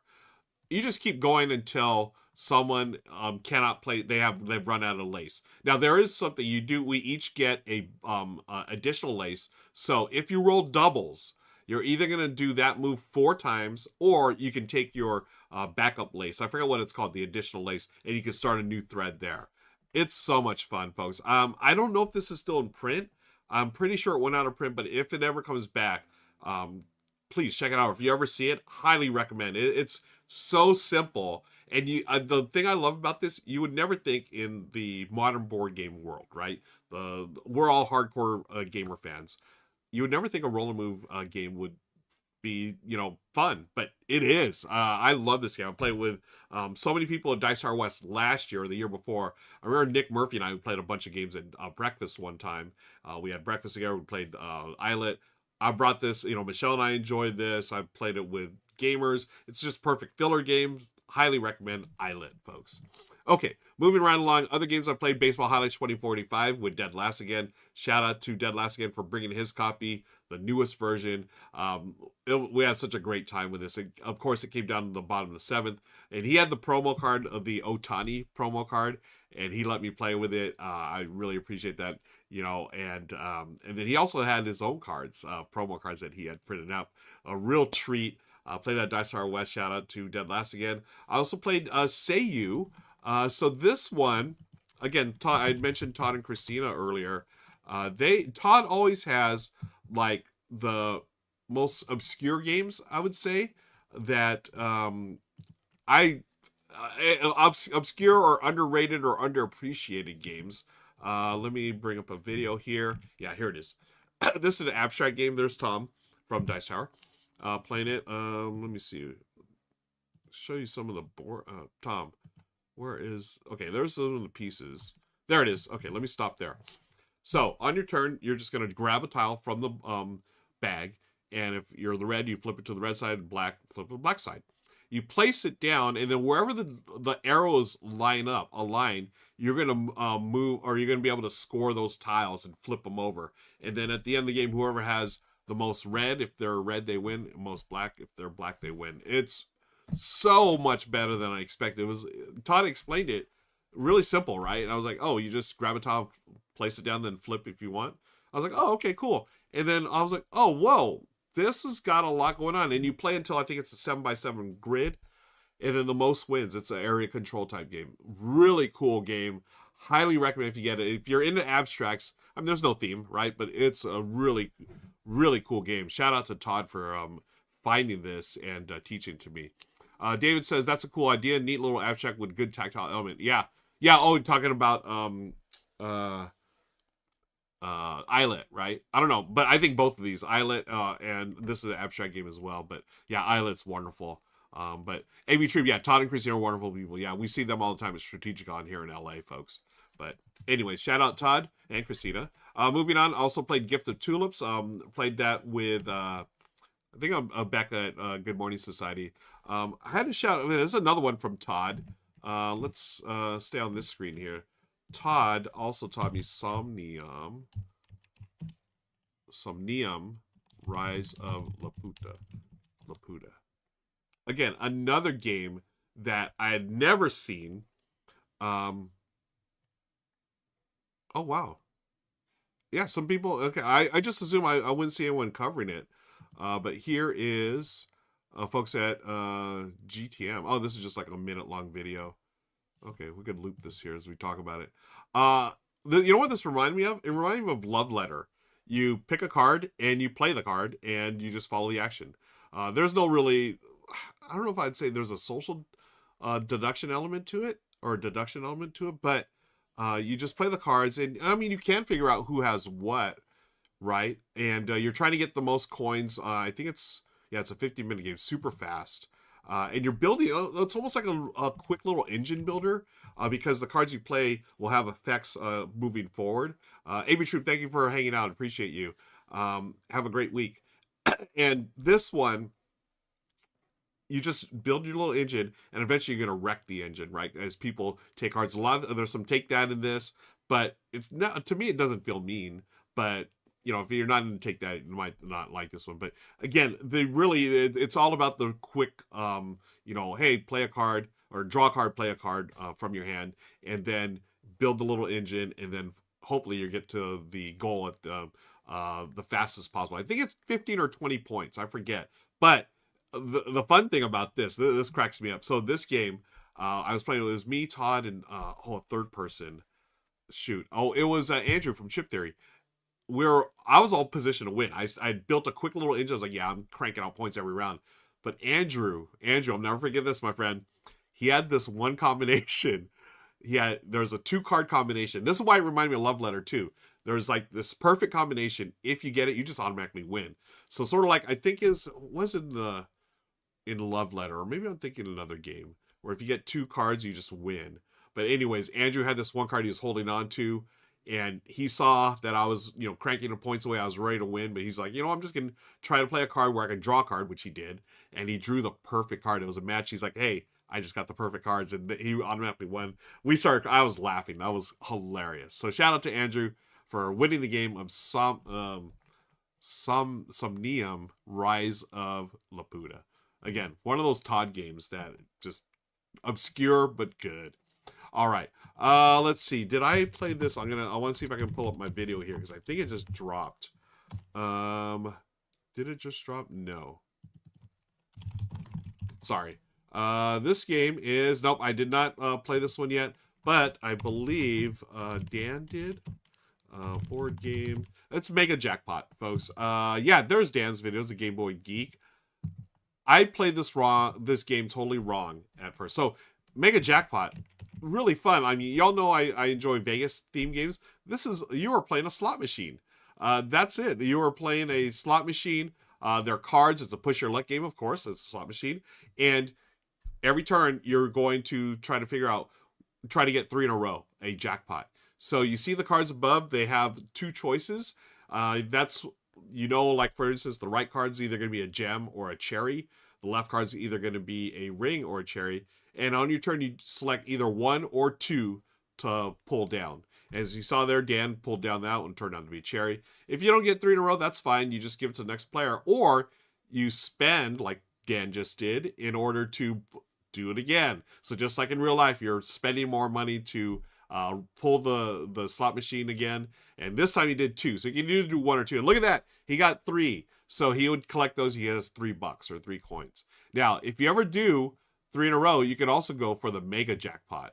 So you just turn in the 3 you just won immediately, and you pull one of these Mega Jackpots. If it's the monkey, wah, wah, nothing. But if you get the Mega Jackpot, which is the genie, 1 in 4 chance, then you get all the money, the money cards that are in one of the boxes. So there's 2 boxes, and you choose one, you'll get all the money. So I love this game after I learned how to play it right. The first time I taught it, and it was my fault, I taught that, let me back up here. I taught that the cards that you pull from the top must go on the column that it's on. And I played this with Daryl and my buddies Daryl and Oscar, and we're like, meh, whatever. And then Daryl thankfully looked at the rules again later that day. He's like, hey, you know what? When you pull a card down, you can place it anywhere. I was like, oh my gosh, that makes it so much better. And it did. Michelle and I brought this to a party again, and this was a hit. The folks we play with, okay, this is super simple. Just bring out a card and select a card. So it gives you a better opportunity to make 3 of a kind. And yeah, it was a lot of fun. Mega Jackpot. I do have a video of this coming up real soon. I thought I did already, but it's scheduled to come out soon.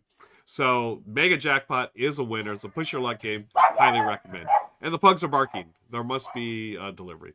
Other games I played, Pina Colada Dice, Las Vegas Royale, The Lord of the Rings Duel for Middle Earth, Unmatched Adventures we talked about. The top 5 we talked about. Unmatched Adventures, Point Galaxy, Good Puppers 2, Pirates of the High Seas, and Star Wars Unlimited. One thing I did want to mention or highlight is, what was it? Pina Colada Dice. That's it. Colada Dice. If you like pina coladas. Earlier we talked about Sausage Sizzle. It's a new twist on the Yahtzee genre, right? Roll, right, and trying to get poker hands out of your dice. You know, three of a kind to pair, straight, etc. Pina Colada dice, folks, I think is one of the better twists on this. In this, you're doing the same thing, rolling dice and trying to get those combos like three of a kind, two of a kind, whatever. But here, the combos are on these coasters, and you're going to place a meeple on that coaster. So it's got a little bit of area control because it's a race to each one. If an opponent beats you to it, wah, wah, can't score that one anymore. But the neat thing is the coasters, if you can line them up for every meeple that you placed earlier, if you can line it orthogonally, you'll get an additional point. So you get the points for scoring the combo, say like 5 points for a full house. But then your meeple, if you scored it to another one, say previously you scored it straight, you get an additional point. So if you get like a line of them, you'll get a couple of points. And here's the thing, the fun thing about this, the Pina Colada dice. What's Pina Colada dice? I'm glad you asked, Ruel. That's when you have four in a row, like four in a straight line going up, down, or diagonally. Guess what, folks?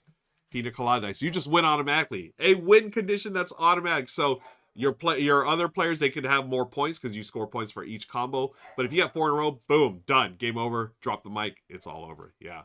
A lot of fun. Pina Colada dice. All right. Hey, pugs. Hey, the pugs are barking. Hi, Meeple. Mookie's at the door. David Phil's a live unboxing. You said maybe we are going to do an unboxing. I'm going to be right back. I want, you know what? If it's a game, we're going to unbox it. Be right back.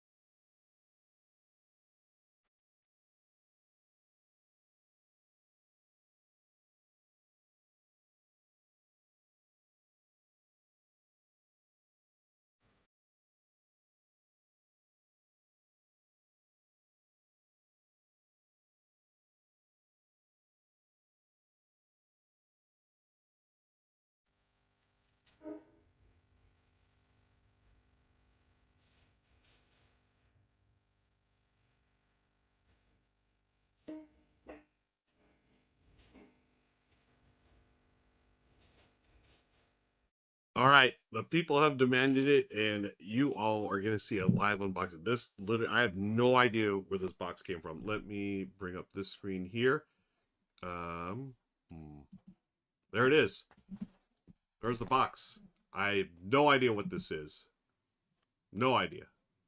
Um, you know, now that I say that, maybe that's not a good idea because they're. I know. You know what? Give me. I should probably open this first just to make sure because I know I've got some stuff coming in that is under NDA, so I don't want to just open this up. So I will open it up and then I will show you what is here. Let me fix the screen first. Okay. So what I'm going to do is do this here. You know things are bleak if Boardlandia is stopping pre. Oh wow. Goblin, yeah, it could be a stash of corn. Who knows? Let me go here. Okay. Here.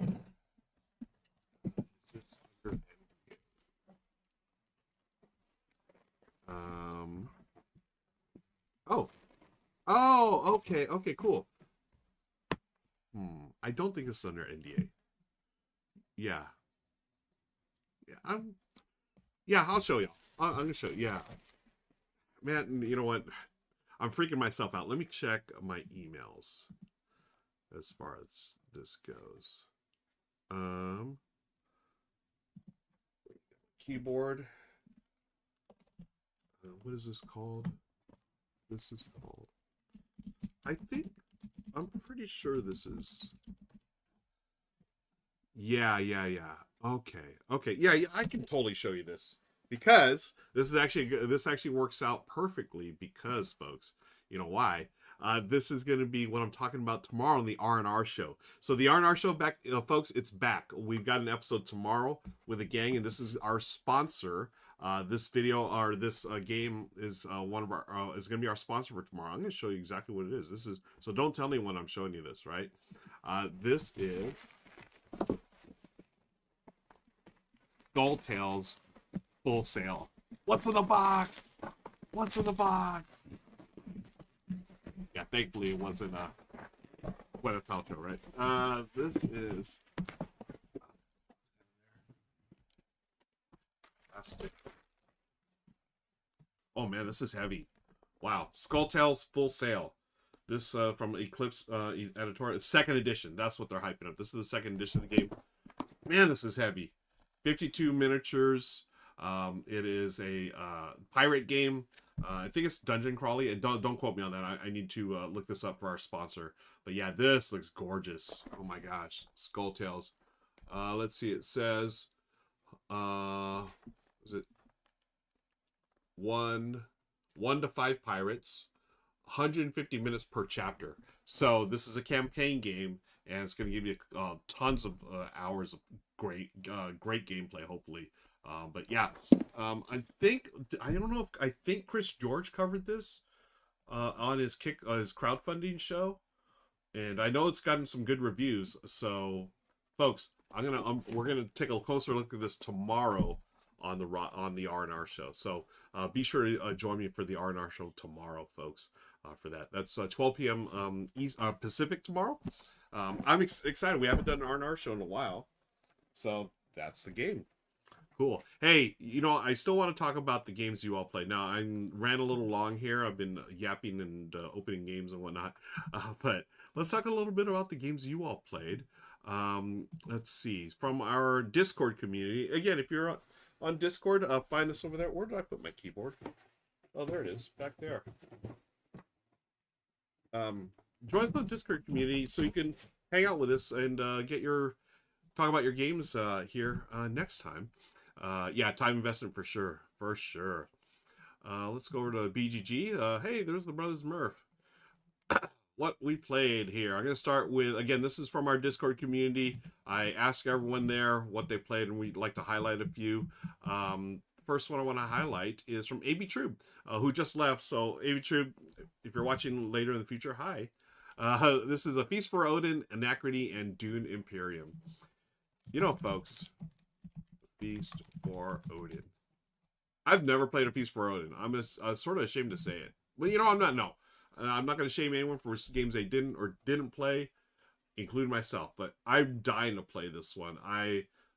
In general, I enjoy Uwe Rosenberg games, and this is a tile laying game, right? It's a heavier game. The tile laying and worker placement. Is that right?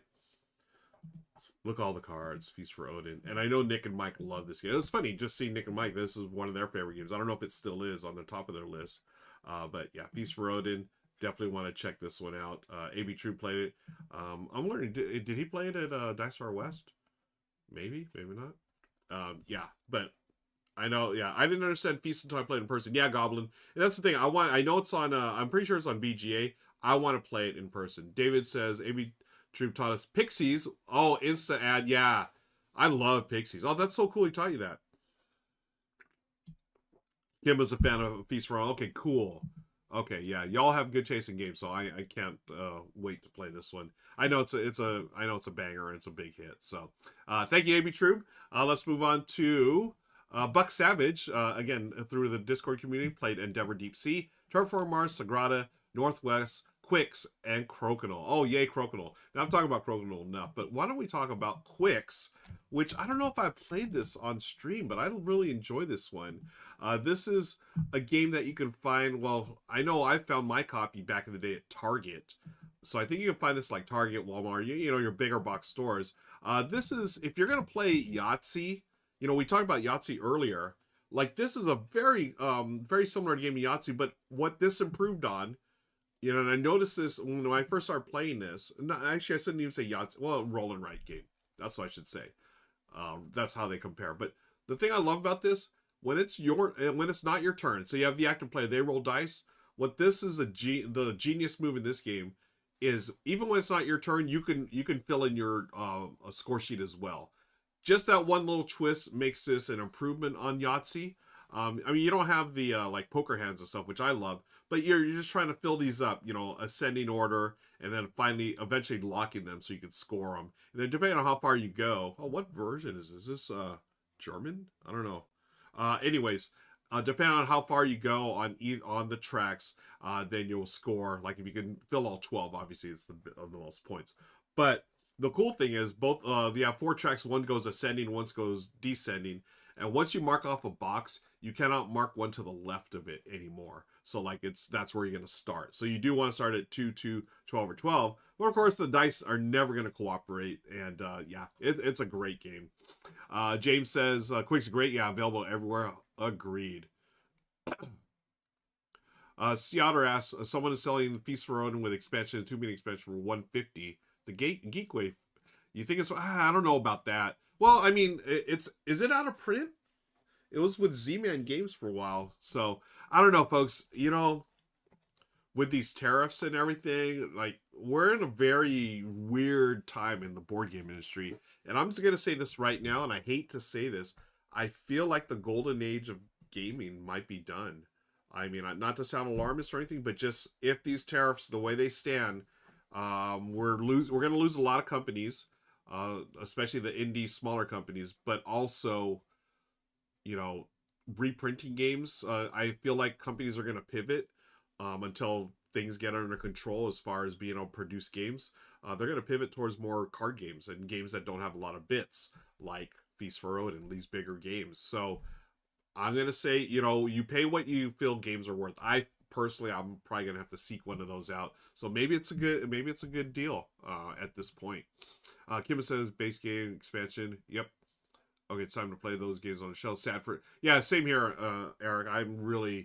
I have a lot of friends in the industry, and a lot of them, a good chunk of them too, are smaller one-person operations or two-person at most.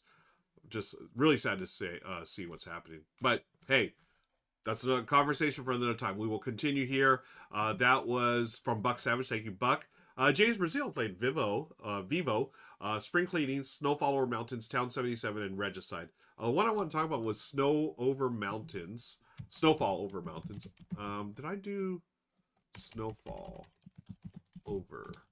I think I did this one. Let me see if my video is here. Yeah, okay, this is the one I was thinking of. Yes, I really enjoyed this one. Did I not put my video here? Oh, there it is. It's a solo game, folks. A tile laying solo game. Wonderful. Oh, I love that hoodie. I miss you, hoodie. Folks, I had that red pencil first hoodie. That was my favorite hoodie, maybe of all time. You can't see what I'm talking about. I'm talking about this. Sorry. The hoodie. I love this hoodie, and I wore it so much I basically wore it out. It got really banged up, and I had to let it go. But oh, I missed that hoodie. Anyways, hey, Snowflower Mountains.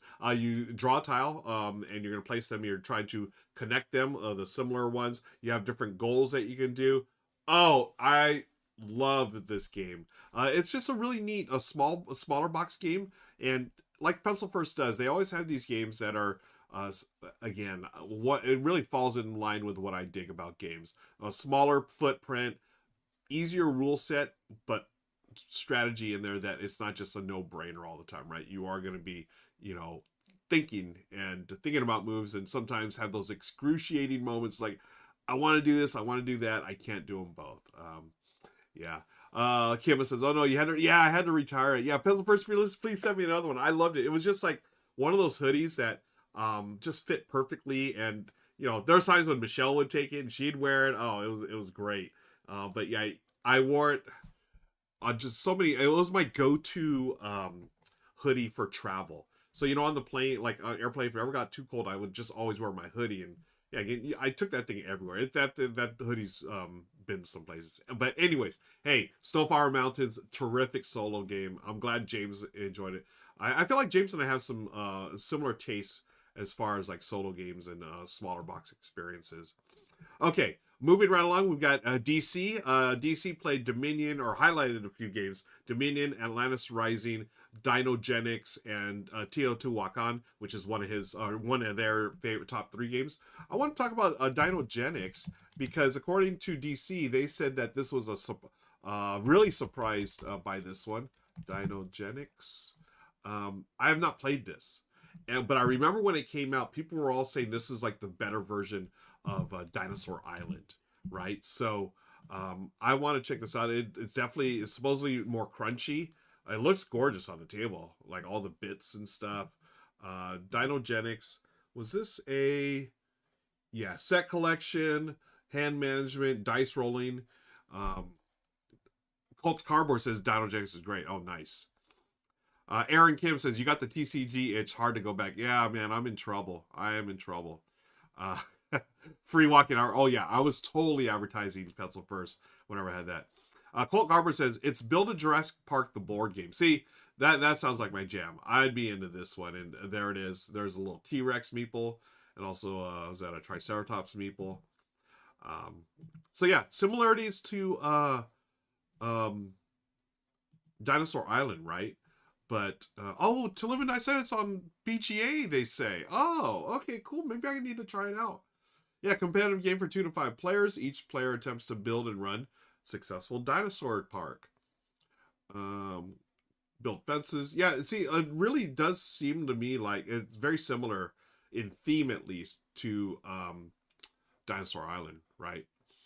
Imagine Eric, so Dinosaur Island Roar and Right, the roll and Write, I preferred that to the base game. So cool. To Live and Die, I'll set up a game. Oh, worker placement. You had me right there. Yep. Yeah. You know what? Let's do. I think I'll do that part of the challenge to Live and Die in LA. I want to get to 50 games all at once on BGA. So maybe I'll add Dinogenics to that. It's a table hog. Okay, well, yeah, it definitely sounds like Dinosaur Island, right? Cool. Dino Meeples are the best. I agree, Aaron Kim. And Dino Meeples, my favorites are still from Draftosaurus. I love those Dino Meeples. Okay, so that was DC. Thank you, DC. Got one more here. Bing says Horizon of Spirit Island, Gentle Rain, Boop, Codenames Disney Edition, and Carcassonne. Okay, cool. Let's see what we can talk about. We'll talk about Horizons of Spirit Island. Another game I've not played. I played the original Spirit Island, but I hear this one, it's still thinky, but it's cut out a bunch of stuff. It's more streamlined. This is the game that you can play at or find at Target and big box stores. It's the more accessible version of Spirit Island, where you cooperatively work against forces that are trying to come over and take your island, the colonists basically, and your spirits have said, heck no, y'all need to go. And you have asymmetric abilities, powers. You're working cooperatively here. I have a copy of this on my shelf of opportunity, so I want to play this, and this is a good reminder as any. Thank you, Bing, for reminding me. Hopefully you enjoyed this, my friend.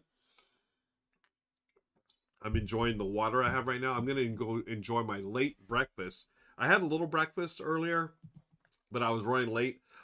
because I need to get on time here. And again, thanks to Bonds for joining me today, folks. Thank you for joining me. I'm going to wrap it up right now. I've got things to do. I need to eat. I need get some other work done. Rolling Reggie, I'm sorry. Good to see you here. I saw you earlier. I forgot to shout you out. I hope you're doing well.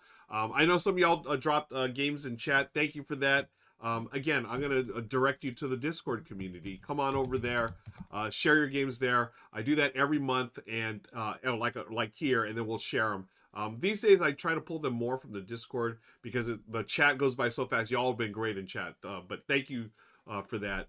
And yeah, that's the games I played. Hopefully, you played a lot of great games this month. I'm going to send you off. We're going to raid someone. Let's go find someone to raid, folks. And then we're off for the week. I just want to remind you as well, tomorrow, 12 p.m. Pacific, Rado Runs Through. We got a R&R show, episode 103. It's been a while, folks, but we're going to do the R&R show again. Chris and this will be the first R&R show. Richard's in Ireland. He's moved to Ireland, folks. So he did this video for, I don't think his subscribers, but great video behind the scenes. Man, the place he lives now, him and Jen and the pups, beautiful. Oh my gosh, I am so happy for him and Jen and the doggos finding a place where they can be comfortable and quite frankly not have to deal with all this stuff here in the US. But Ireland looks great. I'm gonna send you off on a raid. Let me go to the raiding button. Where are you at, raiding button? I need to press the raiding button. Here it is. Who can we raid? Now, by the way, thanks to BGG for hosting. Appreciate y'all. And if you're watching on BGG, come on over and join us on Twitch and YouTube sometime. We got a lot of great things going on in the Discord community. I've dropped the link below a few times. Let's see, let's go raid Whittle Goblin. Love Whittle Goblin. Such a wonderful person. Looks like they're playing, they got a new game. Back from Adepticon, and it's got some new games going on there. So we'll go raid Whittle Goblin. Please send her my best. Friends, you take care. Thank you so much. Really appreciate y'all hanging out, and have a wonderful week. Tomorrow, R&R show, noon. Wednesday, 10 a.m. Pacific, Good Morning Society with Becca Scott over on Good Times Society channel. Thursday, I'll be back at Critical Hit Games. We're going to be streaming from the store. That's Critical Hit Games Corona is the Twitch channel there. Have a wonderful day. Have a wonderful week, and stay tuned for the raid. Bye, everybody.